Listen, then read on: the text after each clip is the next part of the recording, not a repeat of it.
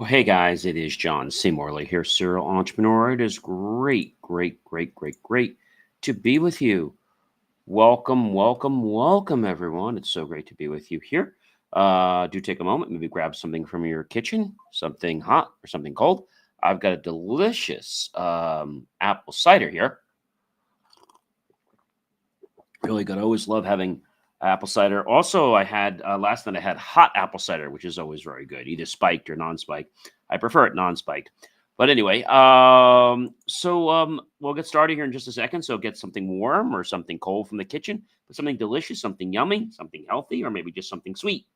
All right, everyone. So the master topic for this whole week is understanding foul play, ducks versus humans in the ring.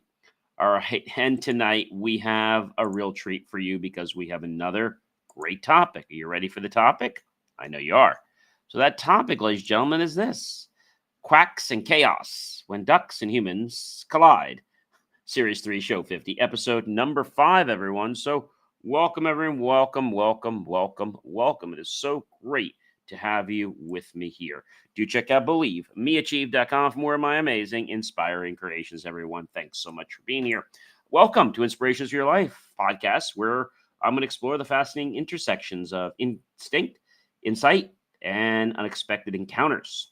I'm your host, John C. Morley, a serial entrepreneur and also a podcast coach, as I dive into the ripple effects of foul play with ducks and humans, instinct versus insight, from territorial quacks to the moments of human reflection. So let's uncover this together: what nature can teach us about survival, coexistence, and the art of balancing work and play. Ready to get started? I know I am. Let's have another drink of cider here. Really good. All right. So what happened? The duck side, they're defending their territory. Expected food, right? Maybe they're trying to protect their young from getting harmed. On the human side, surprised, leisure, or maybe just disrupted.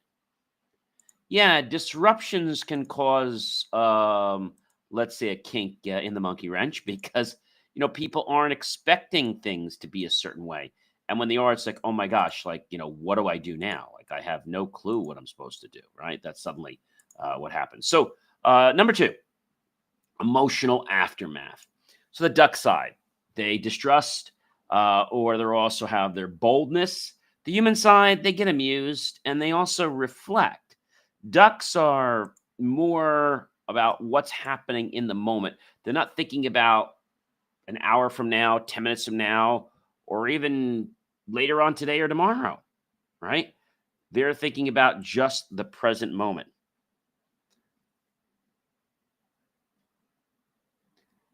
I think some people don't quite understand that ducks actually, they do some pretty amazing things. And sometimes we don't understand how they operate, but we can learn a lot from them, right? So we've got the ducks flapping versus the clashing. And so on the duck side, it's all about survival and winning. Okay, that's what the ducks are about. They're pretty simple creatures. They want to protect their young, they want to protect their environment, their nest, etc. Right? And they're not really going to get offensive or try to attack you unless you really invade them or try to harm them. Ducks see us humans as predators because we're a lot bigger than they are and they get scared of us. So that's something to think about. So ducks are all about the survival, getting the trophy, the proverbial trophy, I should say. And the human side, it's about respect for nature. Yeah, respect for nature. That's probably a very important thing. So when we see ducks that are acting very, let's say, unceremoniously, we're like, what do? Well, we behave because we know their nature, and nature is supposed to be yielded. All right. What's important to understand here is the duck's side. Humans need better snacks. On the other side, basically, ducks are fearless. Well, so let's reverse that, right? So the duck side is they want better snacks from humans. But if we feed the ducks, it's actually not a good thing. On the human side, Ducks are not fearless. Now, we are. So that can get confusing because you don't necessarily know why a duck is doing something. And understanding ducks' behaviors, like, do you even understand, like, how to understand a duck's behavior? I think a lot of times it comes down to what's the moment about, right? Ducks bob their heads up and down, often excitedly, quacking when they're happy. And when they see a duck friend they haven't seen in a while, well, they get some tasty treats when their pool is fresh and clean, and they have a pool party with all their friends. If you see a lot of heads bobbing up and down, well, you better understand that there's probably some happy ducks and their friends are here. So, some learned behaviors of a duck. When ducklings hatch, they imprint on the first adult animal they see, typically their mother. Once a duckling has imprinted on its mother, the sight of the mother acts as a cue to trigger a suite of survival promoting behaviors, such as following the mother around, imitating her, etc. Can you tell if a duck is happy? Well, ducks will only quack repeatedly in a high pitched tone when they are happy, but they will also bob their heads up and down when they're happy. When they are turned out to get in a pond, receive fresh water in their pool, or getting a nice yummy snack, head bobs could go on for as long as 15 minutes. And so I think this is important to know. If a duck likes you, it will chirp if you speak or they see you. They will not fluff up their feathers or bite or hiss if you get close, nor run away unless you run towards them. They might keep a couple of feet from you, but that is only because you are much larger than they are. So ducks experience frustration sometimes, and the thing is, a duck is just dealing with the present moment, right? Um, in the absence of a mother or sibling, ducklings will often imprint on other various moving objects, such as humans, other animals, or even objects that are on their own or inanimate, such as balls or other types of things that they see in the environment. And they get attached to them prematurely. People say to me, do ducks like to get petted? So, domestic ducks don't seem to be quite as cuddly as most traditional pets. However, certain pet duck breeds, such as call ducks, love being petted and cuddled by their owners. Pet ducks can socialize with one another, learn tricks, play with toys, recognize their names, and even cuddle if they are taught. So there is a very interesting hotel that has ducks and their own suite. Yes, the Peabody Ducks. So this is very, very interesting. So this hotel went off duty. The ducks live in their royal duck palace on the hotel's rooftop. The story building, about $200,000 structure, is made of marble and glass and features its very own duck area. So I think that's a pretty cool thing.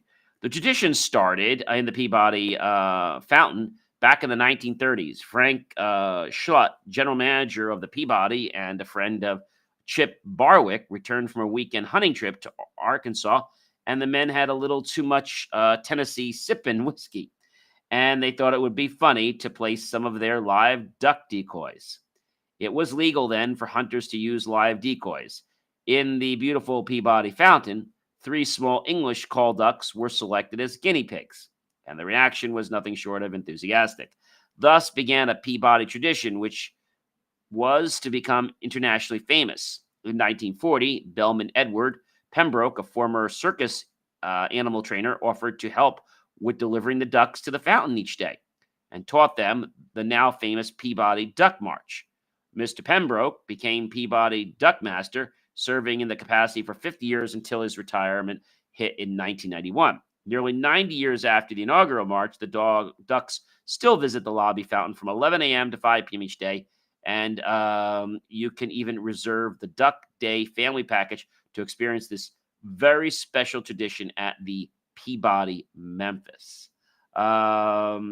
So this is very interesting, that a hotel has made this beautiful situation, like, how they do this. And they literally have it all fenced off. They even get in the elevator.